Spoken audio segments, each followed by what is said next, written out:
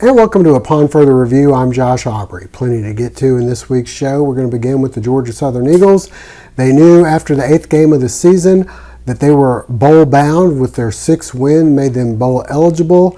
Unfortunately, they lost the last 4 games of the season, but they found out on Sunday they will be playing against Ohio University in the Myrtle Beach Bowl, which gave the players and fans a little boost of excitement, only 4 hours up the road, and they'll be the first bowl game of the 23-24 season. We'll hear from Coach Helton in just a little bit. As for the Georgia Southern basketball team, unfortunately, they fell to 0-8 on the season. Their home opener against Jacksonville went down to the wire before the Eagles finally ended up losing by 2. In that one, we'll have some highlights coming up a little bit later. As for the area high school, we've had some battles of Bulloch County. You had Southeast Bulloch going to Portal, where they lost and were swept by the Panthers. As for the Statesboro Blue Devils, they were able to split with Portal, with the girls winning pretty handily in the boys game, an exciting game that took place at Hanner Fieldhouse. We'll get out there for some highlights of the Portal boys victory and Statesboro girls victory in just a little bit. As for area flag football, the Southeast Bulloch Yellow Jackets have run their record to 59-0 since they started playing flag football a couple years ago. They are the 2-time defending state champs, and they started off the state tournament in style, winning 2 games at home. They'll be back in action on Thursday. We'll send you out for some highlights from Tuesday night's 2 games that they had, the first and second round of the state. All that and plenty more coming up on Upon Further Review. Reminder before we go to break, hopefully you'll never be in an accident, but if so, please give our friends at the Sullivan Law Firm a call, 912-489-8888, or online at thesullivanlawfirm.com. Cook's Pharmacy, located on Highway 80 East, is family owned and operated by Lynn and Janie McCook, as well as their son, Josh McCook. Serving the Bulloch County area since 2005, McCook's Pharmacy offers fast and friendly service where the customers come first. Vaccinations are available, including shingles, flu, pneumonia, and Tdap. Drive-through service is available with 2 drive-through windows for your convenience. McCook's Pharmacy offers free local deliveries, and new customers are always welcome. Continuing the tradition of our family caring for your family, McCook's Pharmacy, Highway 80 East. Eagles' spirit and style are a priority around here, and that's why the University Store, the official outfitter of Georgia Southern, offers everything you need to be game day ready. The University Store carries the largest inventory of licensed Georgia Southern apparel, accessories, and spirited merchandise. Show your spirit with tents, flags, and chairs. Show your style with polos, hats, dresses, and jerseys. Visit us in-store at our stadium shops or online at gsustore.com. Show your spirit from tailgate to touchdown with the University Store today. Well, the Georgia Southern football team find out where they'll be heading for the holidays, at least on December 16th, as they kick off the bowl season, opening things up at 11 a.m. as they'll be taking on the Ohio University Bobcats in the Myrtle Beach Bowl, taking place in Conway, South Carolina. Familiar place for Georgia Southern, as that is the home of Coastal Carolina. Yes, with the teal field, that's where the game will be taking place. We had a chance to talk with Georgia Southern head coach Clay Helton about the fact that they know where they're going and who they'll be playing. A great opportunity to be on a national stage on a weekend and be the first game. Our kids are excited about that. And so you got that opportunity. You got the opportunity to have more wins, like I talked about, to be a bowl champion, which is really, I think, important to our football team. You know, a lot of guys were coming to me already saying, Coach, if we can go compete and win this game, can we get a ring? I was like, yeah, it's special to them. You know, anytime that you've worked so hard and you've poured a year of your life into something and you get the opportunity to play in postseason, man, I'm excited for them. I'm excited for our staff and excited to get to Myrtle Beach. Well, we're going December 16th, and it is a busy time right now. You look at finals going on for our kids right now. You look at not only us preparing for a bowl game, but recruiting going on right now with official visits, home visits, transfer portal, going 100,000 miles an hour. So it is a busy time, but it's also an opportunity, I think, for our football team to advance in several ways. You talk about being able to have the chance to go to back-to-back bowl games in our first 2 years, but it's also an opportunity for our team to advance also, to produce more wins than last year, to be a bowl champion, which we did not get that opportunity last year, to be able for kids to be able to put their final stamp on their resume. You got 27 guys that are hopefully, going to try to take that next step to professional football, and guys that want to produce a great resume for the 24s. That'll be right on the cusp because of the early game. Jalen being one of those. I know that he really wants to play in this game. We'll have to see where he is health-wise with his ankle, but I know his mindset is to play. Hopefully we'll get some other guys back. Our first practice for this game will be Wednesday. So I'll get a little bit clearer picture about where guys are at. They've had a little bit of time to heal from the App State game, but we'll get a lot clearer picture. You got about a week's worth of work to be able to get here before you travel. So we'll treat it like a normal game week. Put 6 practices here on campus, and then you got 3 practices at the bowl site to be able to prepare, but should have a clear picture injury-wise, Josh, here on Wednesday. Each year you want to be able to get better as a program and better as a team. You never want to regress. And we're in a time period to be able to take a step forward, to win more games than we did in 22. We came here after the 23 season, which was a 3-win season. In our first season, we won 6 games. We went to a bowl game, but we weren't a bowl champion. Now you look up, you got the opportunity to win more games than you did in 22. You got a chance to be a bowl champion. You got the opportunity for guys like Davis and Caleb and these seniors to be able to put their final stamp on their resume, to do it on national TV, and to have the opportunity to play one more time together as a football team and as a football family. So there's a lot on the line in these games, and we look forward to that opportunity. These guys love to compete. I don't have to worry about them. They're going to show up and love to play ball, and that's the beauty of a lot of players from Georgia and the surrounding states. They wake up looking for the opportunity to play the game. Well, as for the Georgia Southern men's basketball team, they were in their home opener this past weekend as they were playing host to Jacksonville. The game went down to the wire, an exciting game. Unfortunately, the Eagles lose and fall to 0-8 on the season. Let's send you out for some of those highlights.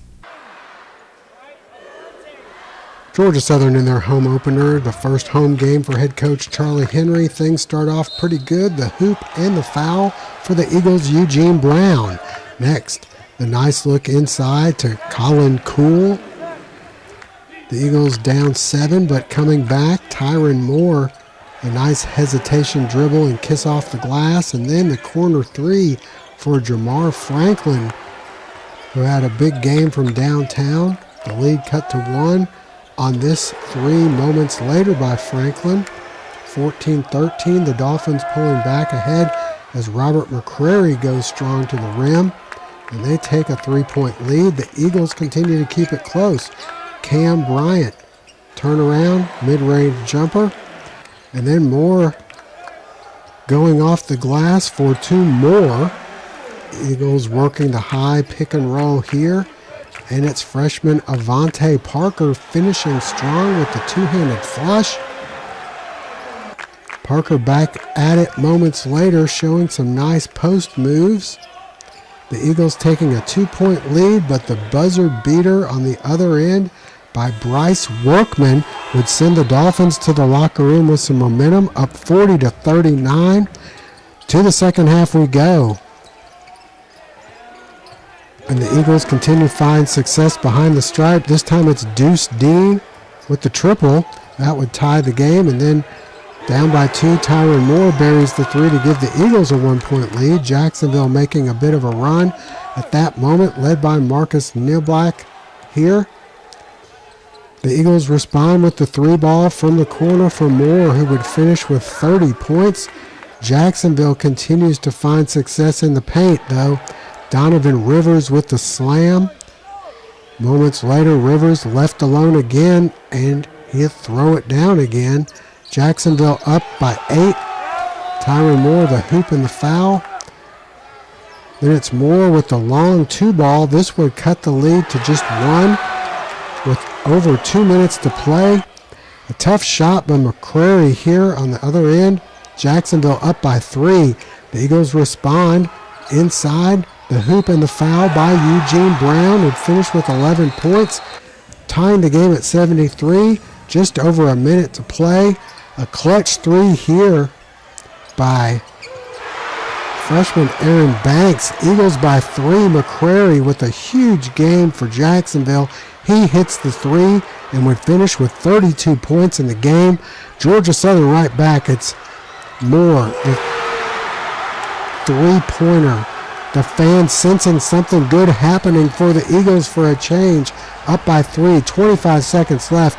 McCrary, though, with the step-back 3-pointer, nothing but net. This ties the game. Georgia Southern then with about 15 seconds left, possibly trying for a final shot, but instead they turn the ball over. This results in an alley-oop to McCrary. Just under 9 seconds to go. The Eagles get a good look. A corner 3 from Brown, but it's off the mark, and Georgia Southern drops another heartbreaker, 81-79. Well, next up for Georgia Southern, they'll be hoping to find some success on the road again, as they'll be at North Florida coming up this weekend on Saturday. As for the women, they are 6-2 on the season, and next up for them, they'll be at Chicago State coming up on next Monday. All right, stay with us. High school basketball and some flag football coming up next.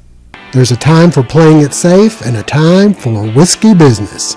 Located on the corner of Highway 80 and East Main Street, Whiskey Business has one of the largest selections of bourbons, as well as an allocated selection of bourbons and top shelf liquors.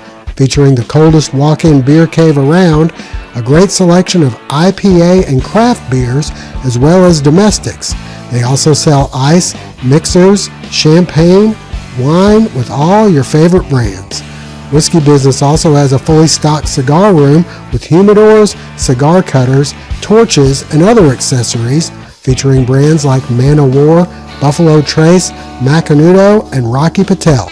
Open Monday through Wednesday, 9 to 9 p.m., Thursday through Saturday, 9 till 10 p.m. Stop by and see them today.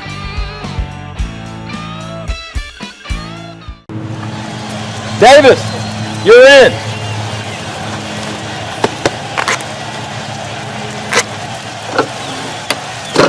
You tired of being on the sidelines? Let's get you in the game.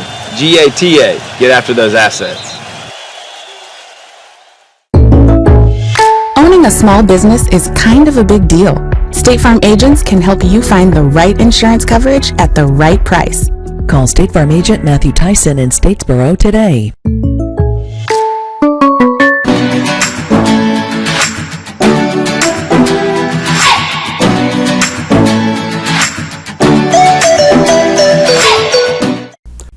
Well, the Portal Panthers had a pair of games against the Bulloch County rivals. They had Southeast Bulloch this past Friday night, and then on Tuesday night at Hanner Fieldhouse, they played Statesboro High. Let's send you out for both of those games.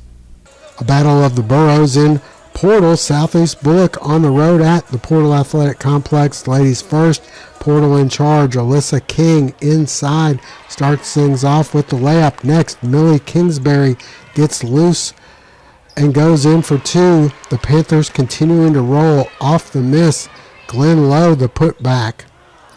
And then the buzzer beater just before the end of the half by Serenity Williams. Portal takes a 32-point halftime lead.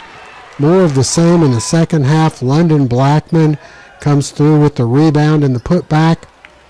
And then it's Kingsbury hitting again, as Portal goes on to win this one by a final of 72-12. To the boys game we go. A little tighter contest in this one. Southeast starts off hot. Zach Wells coming through with the tough shot here. And then Brennan O'Dowd finds Christian Lennon inside for the layup.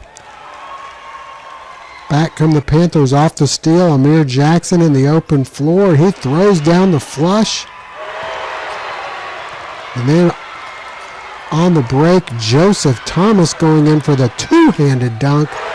That brings the crowd to their feet. Panthers actually down one, though. Thomas will stroke the corner three. Portal up by 2. Southeast answers with the big fella. Saw Ash Collins with the corner 3. Marion Trimble then comes through with a couple of baskets using that left hand nicely, as he'll help Portal to a 33-23 halftime lead.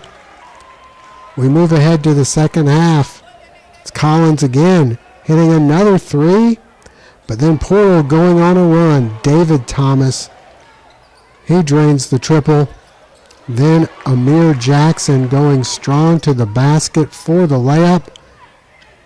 Thankfully he was all right after that one. Then Trimble comes up with a follow-up dunk. Then it's Jackson with another jam off the fast break. Joseph Thomas then speeding past the Southeast defense. They go up by 18. David Thomas with some nice moves himself. He'd lead the way with 20, and Portal wins 72-63. Hanner Fieldhouse, the site for the Battle of Bulloch County. Statesboro taking on Portal for a good crowd. Ladies first, Alyssa Staten in the lane, hits for 2. Then off the miss, Rhea Johnson, the rebound and put back. Johnson then the baseline jumper. She'd finish with 17 points. She hits this one. Then a nice look here. And Johnson for 2 more.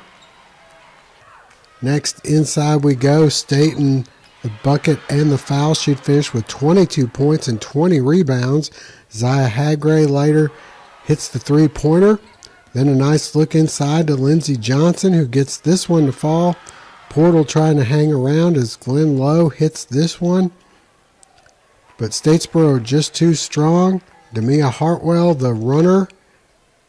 And then she'll make a nice pass to Hagar for 2, and Statesboro with the victory, 59-29. Heading over to the boys' game we go, and a great crowd on hand. Statesboro opens up the early lead as Camden Wilkerson buries the three-pointer.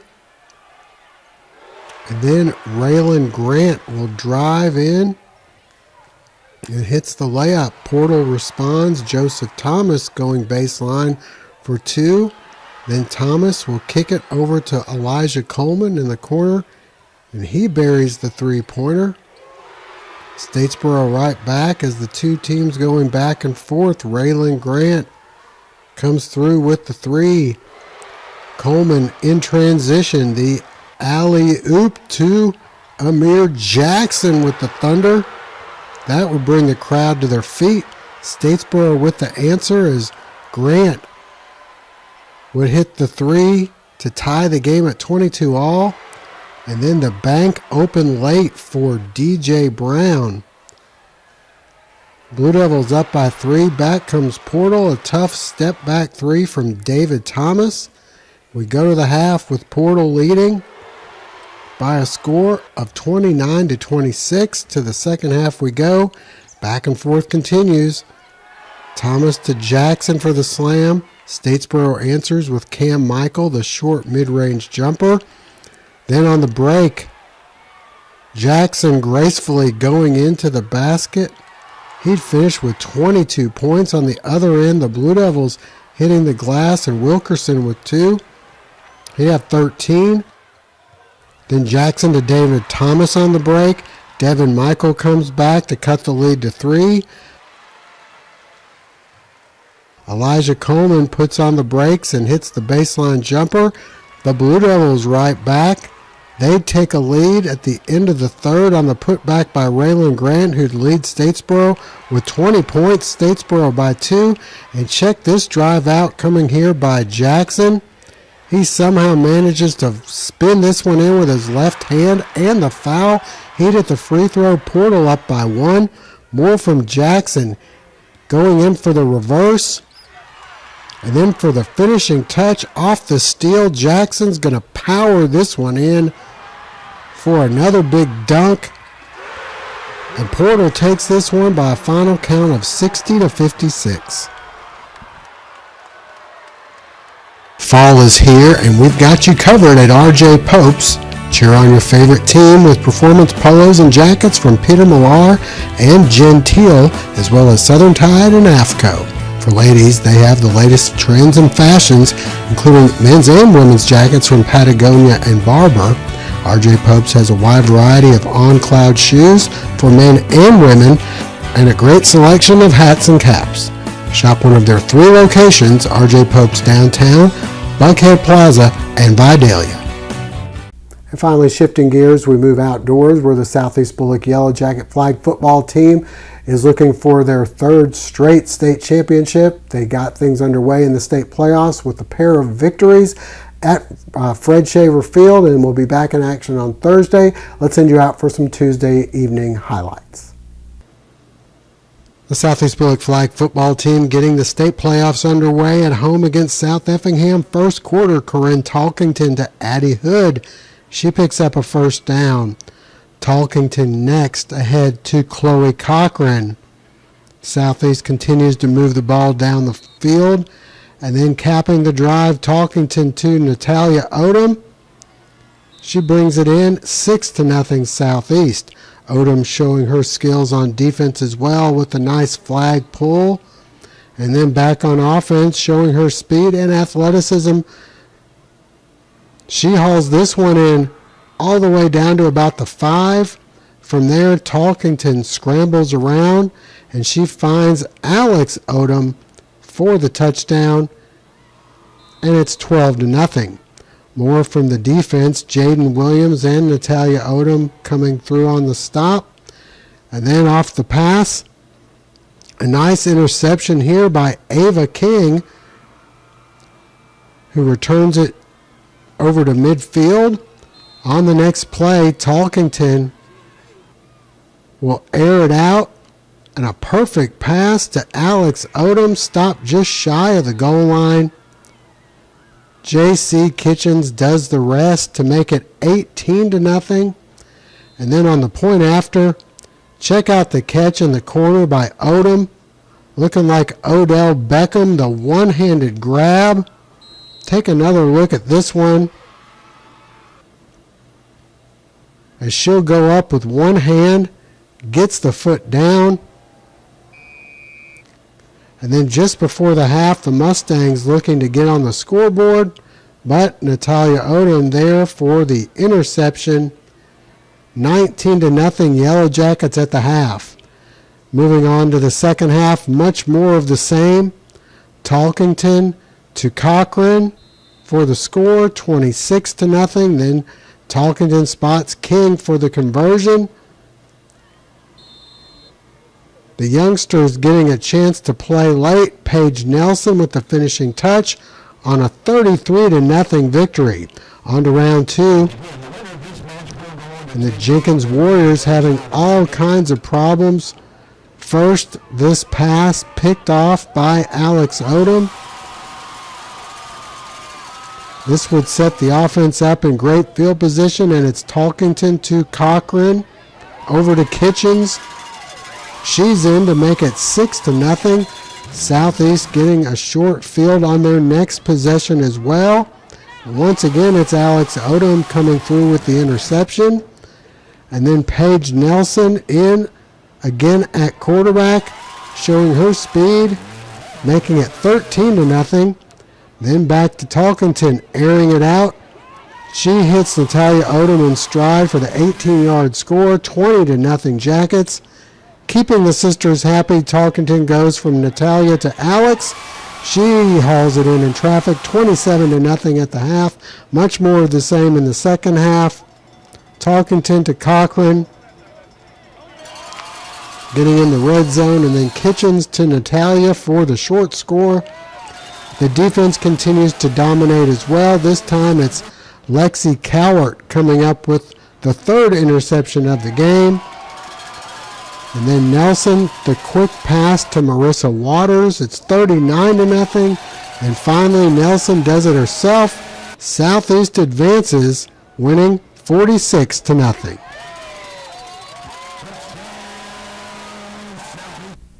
So next up for the Yellow Jackets, they'll be playing Thursday night at home at 5 o'clock for the first game, and if they win that, they'll play again at 7. If they win that, they'll be in the state championship, which will be taking place in the Mercedes-Benz Dome, taking place next Monday at 2 o'clock. All right, that'll wrap things up for now. We thank you for joining us. Hope to see you again next week.